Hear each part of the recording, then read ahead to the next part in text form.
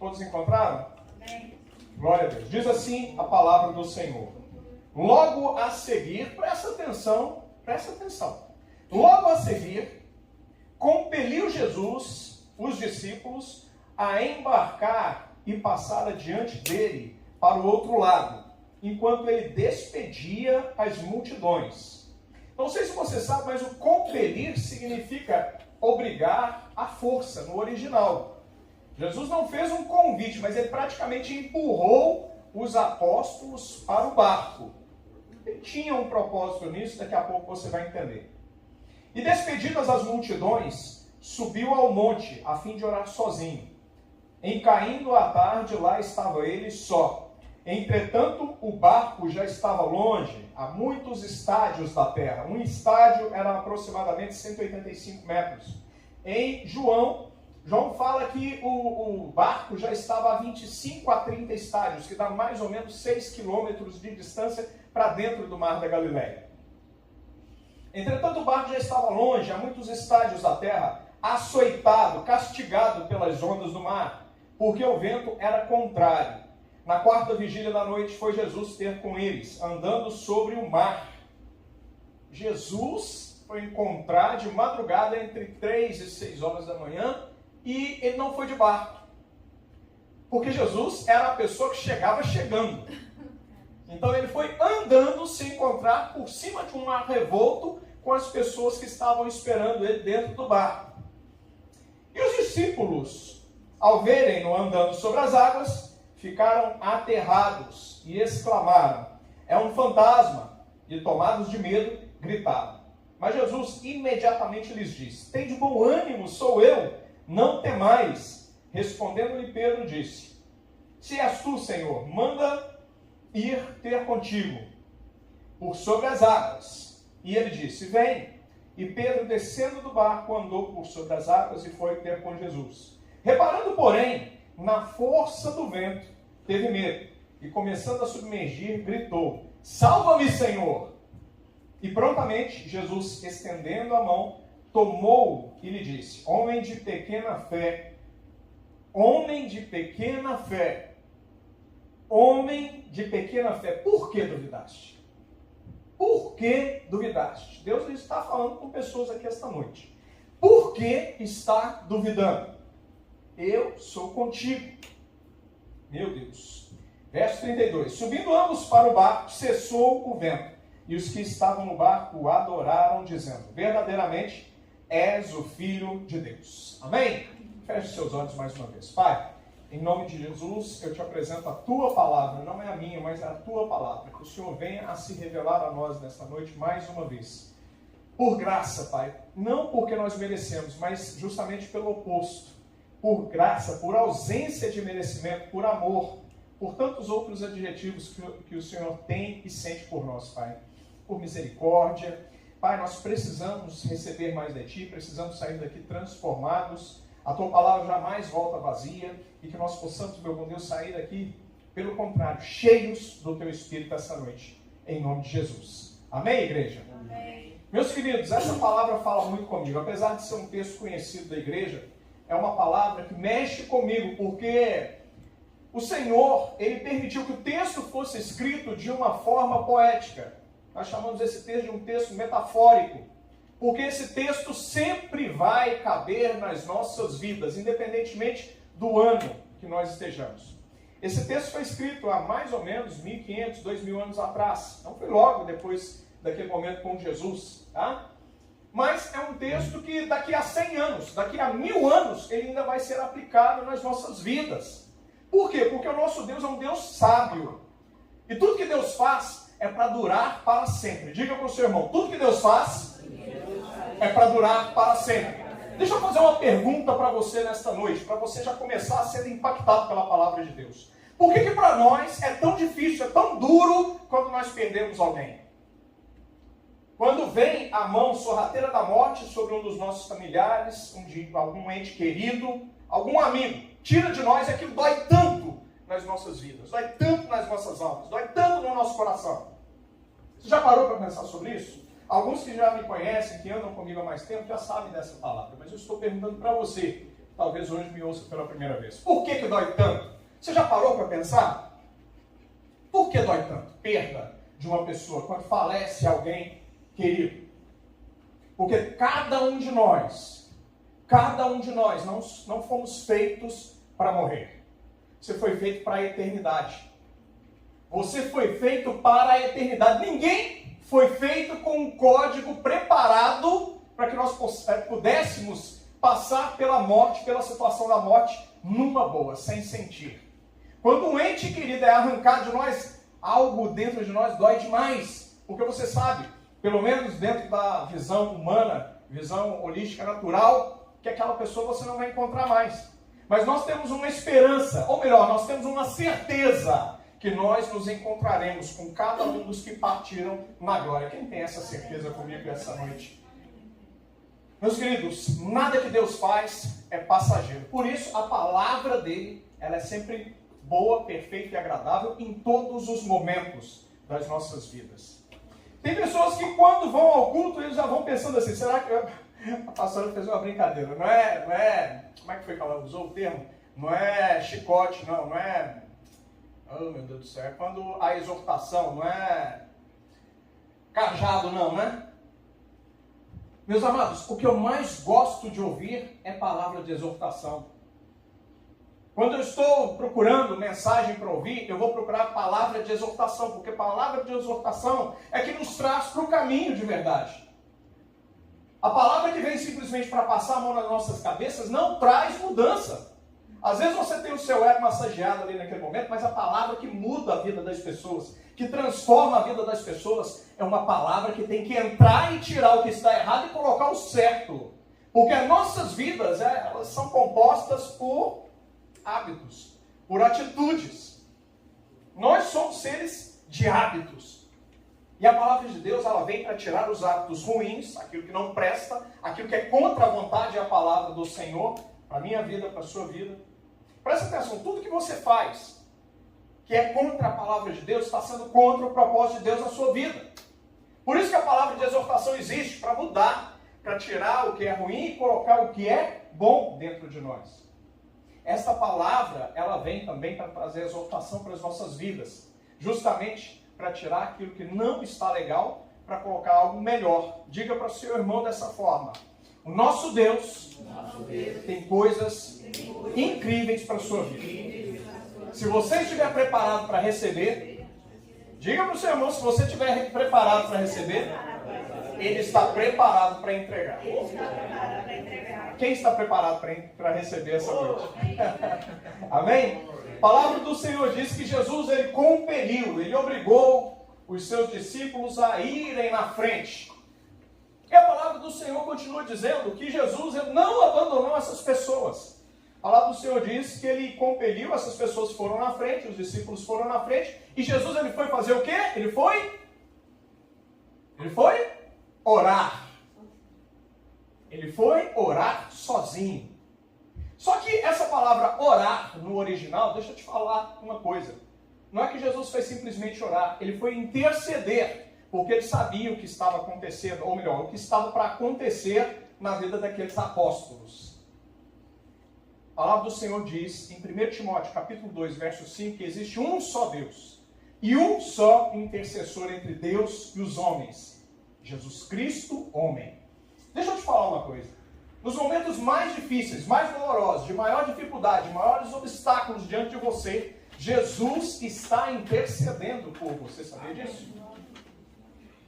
Jesus está intercedendo por você. Pastor, mas esses momentos de desafio, esses momentos de obstáculos, qual é a finalidade deles? A finalidade deles é aumentar a sua intimidade com Deus. Eu quero que você saia daqui esta noite tendo um outro olhar para os momentos de desafio. Porque na maioria das vezes, quando nós encontramos desafios, quando nós encontramos obstáculos, nós costumamos desistir, nós costumamos desanimar, nós costumamos baixar a cabeça. Mas se você observar a palavra de Deus em todo o texto sagrado, de Gênesis a Apocalipse, todas as vezes que Deus encontrava um homem de Deus, uma mulher de Deus, desanimado, a primeira coisa que ele dizia para essas pessoas é: eu sou contigo, homem valente. Se coloca de pé. Deus está falando com você aqui essa noite. Se coloca de pé, porque eu sou contigo. Assim diz o Senhor. E os momentos de desafio, nesta parábola a gente vê, eles vêm sobre as nossas vidas justamente para colocar diante de nós um espelho. Porque muitas vezes a gente bate a mão no peito e diz: eu sou o cara. Eu sou bom demais. Isso acontece principalmente quando está tudo dando certo. Quando as coisas estão todas nos seus devidos lugares, as engrenagens da máquina que você ajuda a gerar estão todas funcionando. Aí você fala assim: eu sou indispensável, eu sou muito bom. Eu sou o cara. Eu já disse isso muitas vezes, principalmente na minha época, quando eu advogava ainda. Eu advoguei de 97 a 2016, mais ou menos. Fiquei um período parado, porque eu estava em Portugal. Mas hoje é para a honra e glória do Senhor Jesus, né? Durante todo esse período, eu nunca perdi um processo. Chegou um momento que o orgulho começou a crescer dentro de mim. Foi quando eu conheci Jesus, aí eu vi que eu não fui chamado para ser advogado, eu fui chamado para ser pastor. Eu abandonei, é uma profissão que eu amava. Eu poderia ter ido para a magistratura, eu poderia ter ido para o Ministério Público, para a Polícia Federal, mas eu amava advogar porque eu amava a sala de debates, a sala de audiência. Eu amava o momento de argumentar, de bater, de cruzar argumentos, de rebater. Mas a palavra do Senhor diz que Ele abate os soberbos. E eu falo isso aqui sem nenhum problema. Porque em Cristo Jesus eu sou nova criatura. Porque talvez antes eu não falaria isso. Eu estava soberbo naquele momento. Mas como não era aquilo que Deus queria para a minha vida, Deus permitiu até o momento que Ele entendeu que já devia bastar. Talvez Deus te trouxe aqui essa noite para que você possa olhar para dentro de você e olhar, realmente tentar encontrar dentro de você algo que você precisa adequar um pouco mais para que você possa andar segundo a palavra de Deus. E aqui nós vemos também que os discípulos que estavam com Jesus, talvez alguns deles já pensassem: agora eu já sei tudo que eu precisava fazer. Já vi Jesus curar paralítico, já vi Jesus dar vista a cego. A última grande situação que vivemos, o último grande milagre, foi Jesus alimentando mais ou menos 15 a 20 mil pessoas com 5 pães e 2 peixinhos. E Jesus, quando Ele mostrava, Ele ensinava como fazer um milagre. E o primeiro segredo é: não peça, apenas agradeça. Em todos os 4 evangelhos, Jesus nunca orou pedindo um milagre. Você já parou para observar sobre isso? Que coisa interessantíssima. Jesus, Ele estava diante de um desafio e Ele levantava as mãos para o céu e agradecia a Deus. Talvez nesta pequena situação já exista uma grande chave de sabedoria. Nós murmuramos demais, nós pedimos demais, esquecemos que já temos. A palavra do Senhor diz para mim, diz para você que em Cristo Jesus nós somos mais que vitoriosos. Vou repetir, talvez você não entendeu. Nós somos mais que vitoriosos. Nós somos mais que vitoriosos em todas as coisas. Isso é presente. Quem é bom em português? Nós já somos. Não é que fomos ou seremos. Ou talvez sejamos. Nós já somos mais que vitoriosos. Hoje, eu já sou mais que vitorioso. Amanhã eu vou ler a palavra e ela vai se renovar na minha vida e vai me dizer: eu sou mais que vitorioso. Daqui a um ano eu estou lendo a mesma palavra: olha, você é, Maria, você é mais que vitoriosa em todas as coisas, enquanto você estiver permanecida no caminho do Senhor. Quando Jesus está em você e você nele, você é mais que vitoriosa em todas as coisas. Pastor, mas eu estou passando por luta, eu estou passando por dificuldade. Eu não sei como, mas todas as coisas cooperam para o bem daqueles que amam a Deus e estão andando segundo o seu propósito. A pergunta para você é: você está andando no propósito do Senhor? Para que você foi colocado nessa terra? Posso ouvir um glória a Deus? Glória a Deus. Qual é o seu propósito aqui nessa terra? A equipe da Adelim está aqui nessa terra de Orlando hoje para curtir férias merecidas por um trabalho de excelência que foi desempenhado durante um período. Mas vamos além disso? Vamos sair do básico, vamos sair do simples, do notório, para o mundo espiritual. Para que você foi criado? Esses homens, eles estavam sendo treinados para multiplicar, para transbordar milagres na vida de outras pessoas. Mas na primeira situação de desafio que eles foram colocados sozinhos, eles amarelaram. Eles amarelaram, poxa vida!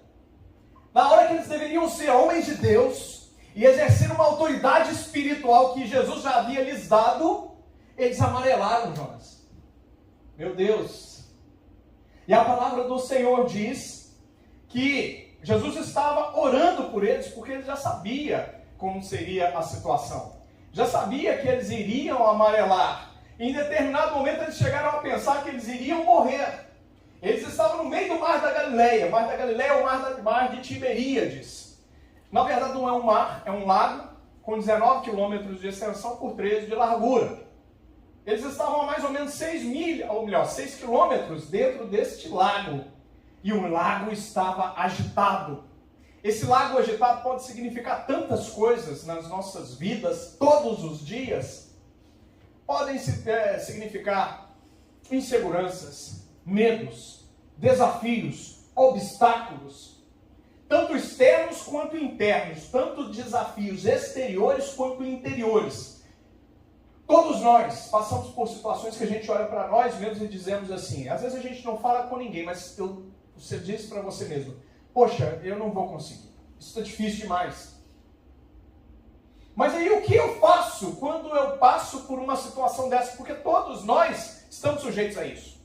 Primeira coisa que você precisa fazer é buscar no manual da vida a resposta que você precisa para o desafio.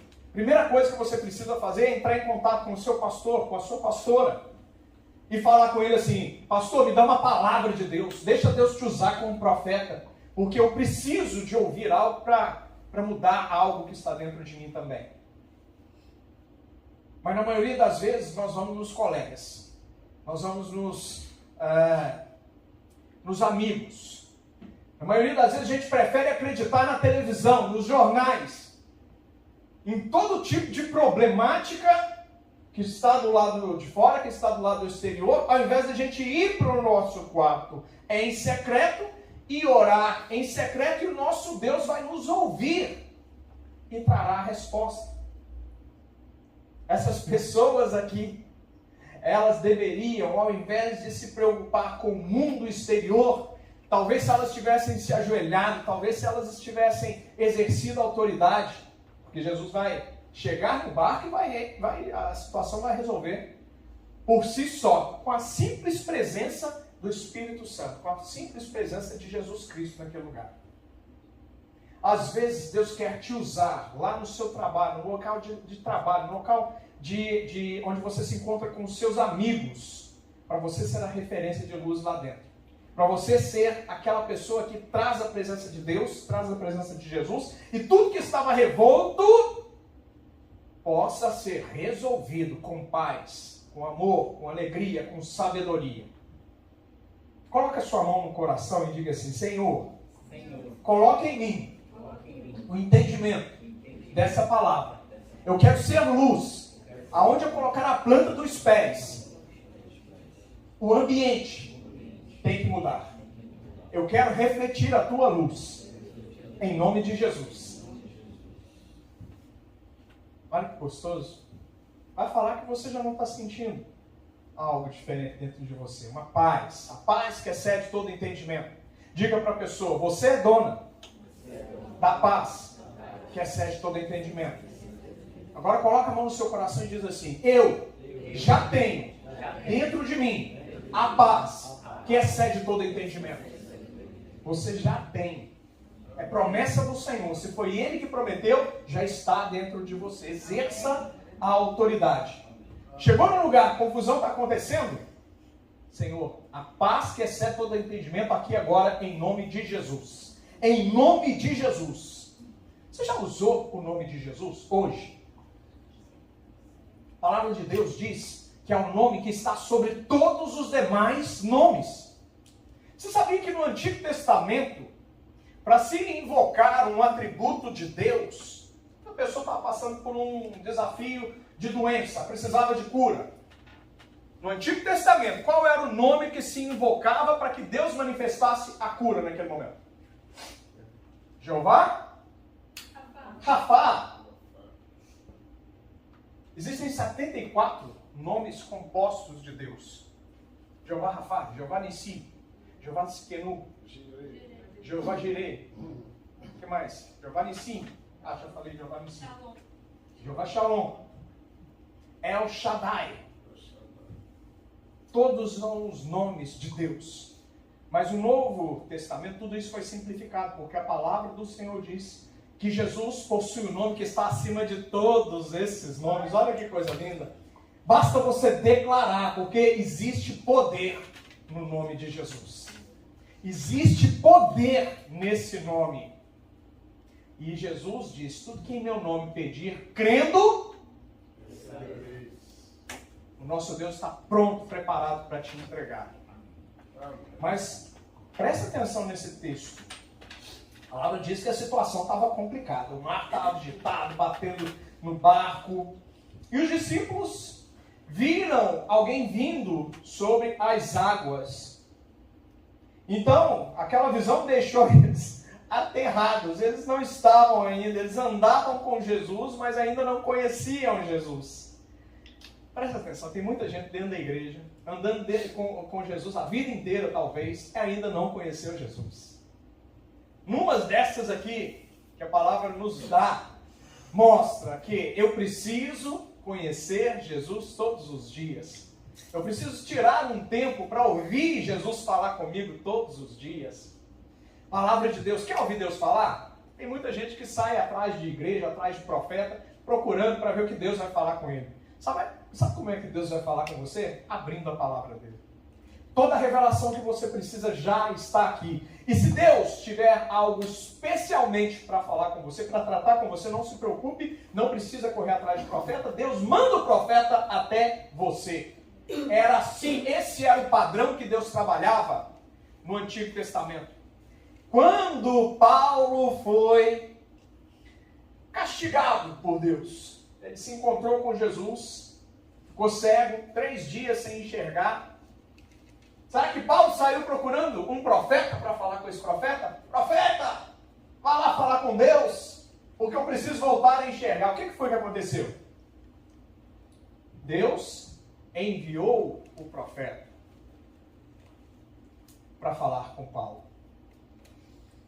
A intimidade nós buscamos com Deus todos os dias, em oração, em leitura da palavra.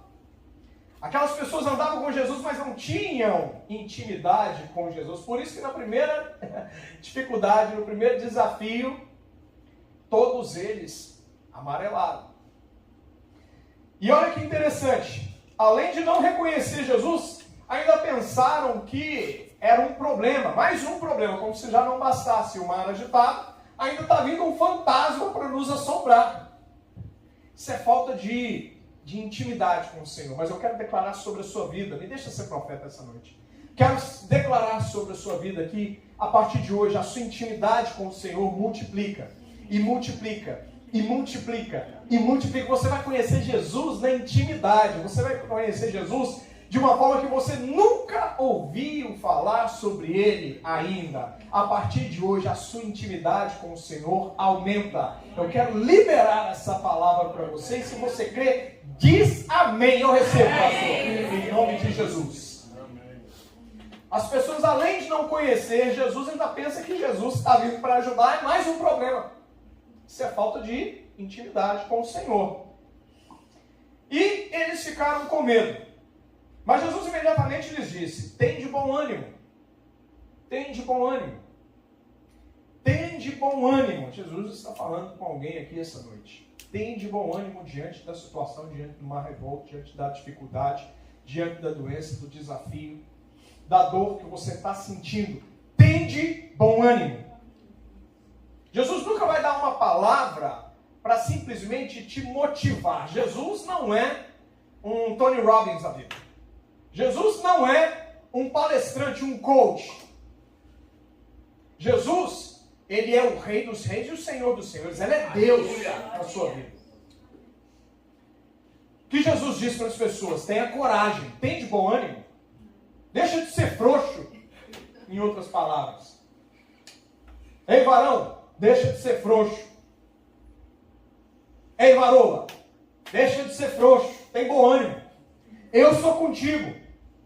Sou eu. Não temas. Quando Jesus se revelar para você, quando Jesus se revelar, preste atenção numa coisa. No Primeiro Testamento, na Primeira Aliança, Jesus veio como um cordeiro manso. Mas sabe qual é a figura real que traz a imagem de Jesus de verdade? É a de um leão poderoso.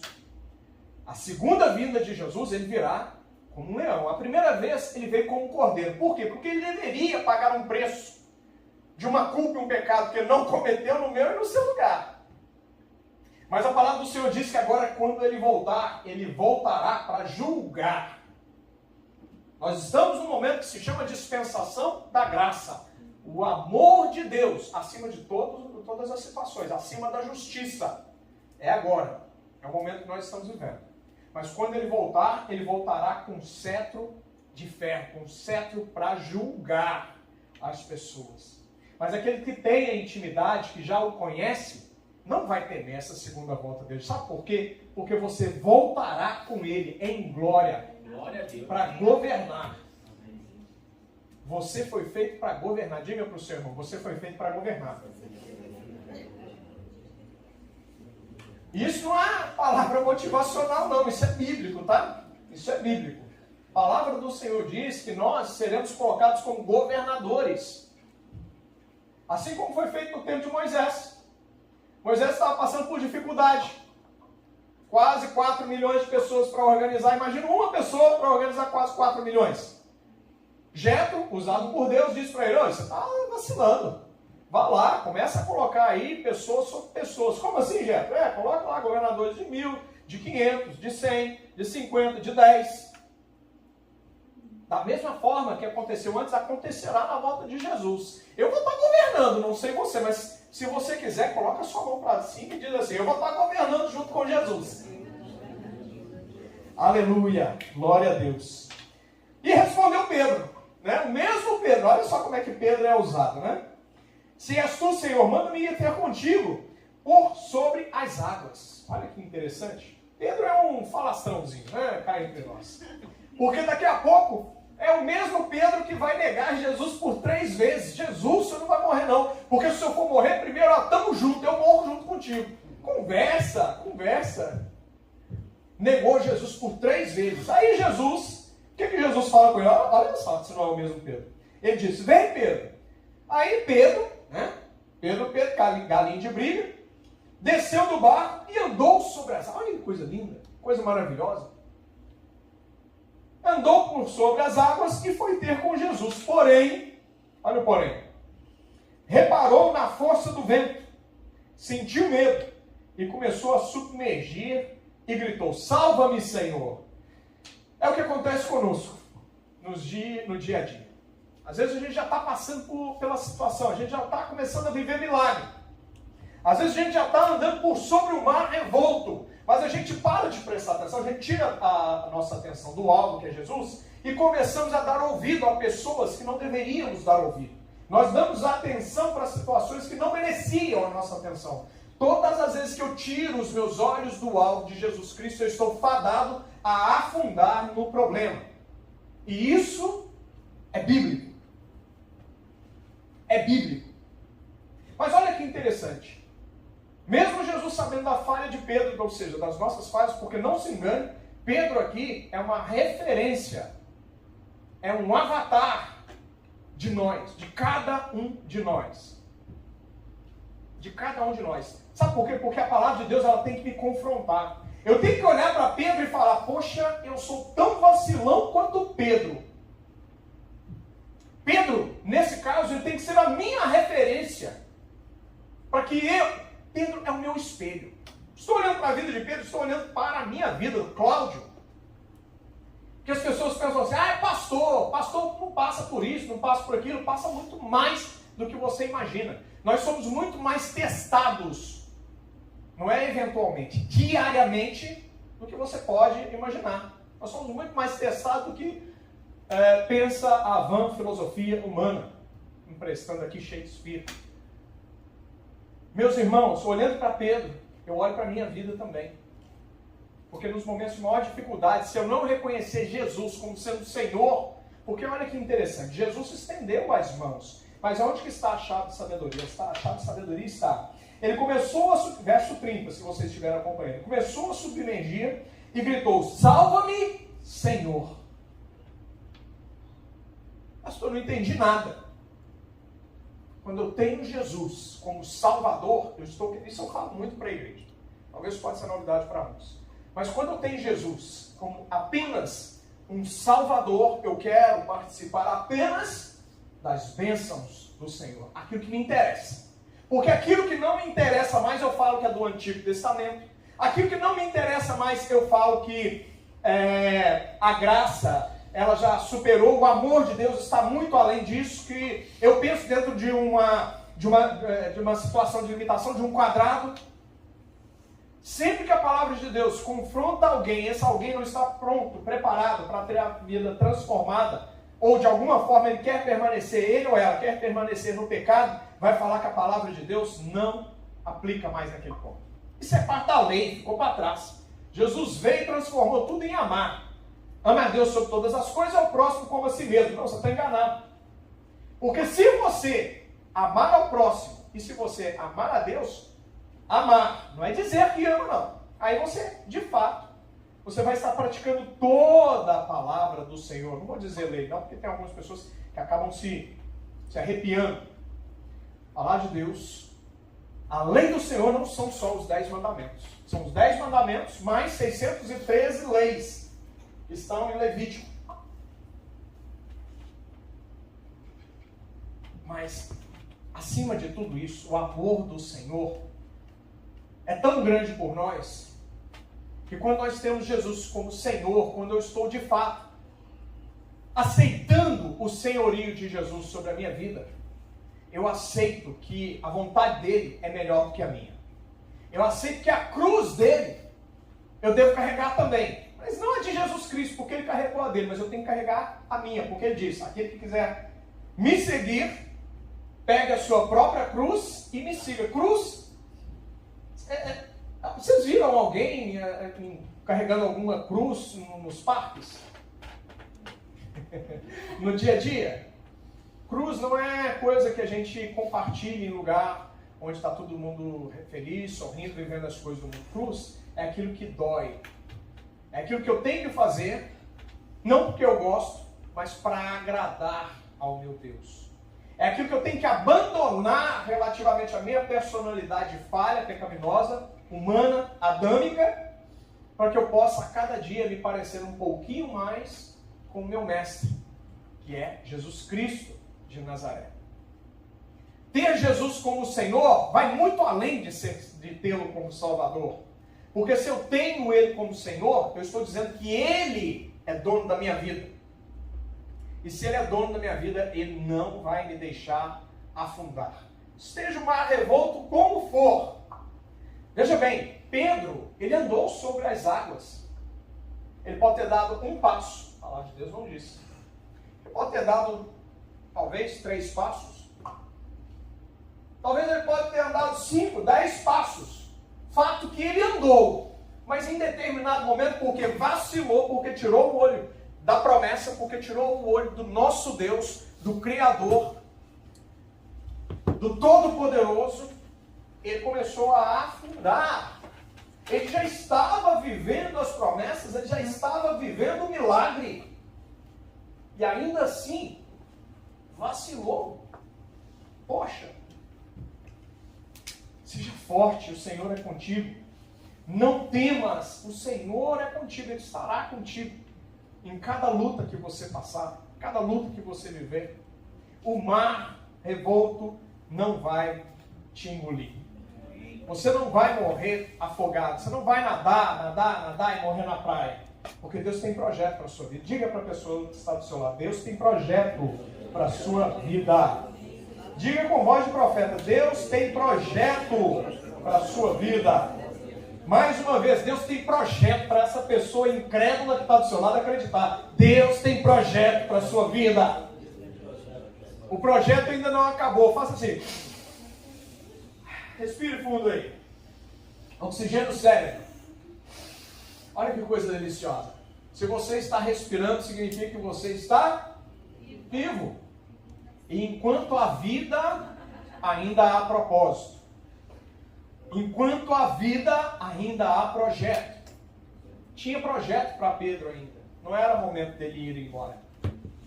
Aí a palavra do Senhor continuando diz, e prontamente, Jesus sabendo das limitações de Pedro, conhecendo as limitações do pastor Cláudio, conhecendo as suas limitações, todas as vezes que você clamar pelo Senhor, não simplesmente pelo Salvador, porque isso ele já faz, isso já é da própria natureza de Jesus, ele já é o seu Salvador.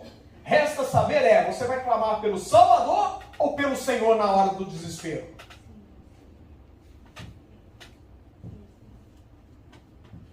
Porque se você talvez clamar apenas pelo seu Salvador, talvez a pessoa pode até morrer, porque essa vida não interessa para Jesus. Isso aqui é passageiro. O que são 60, 70, 80 anos diante de uma eternidade? Você consegue visualizar a eternidade? Olha para a eternidade.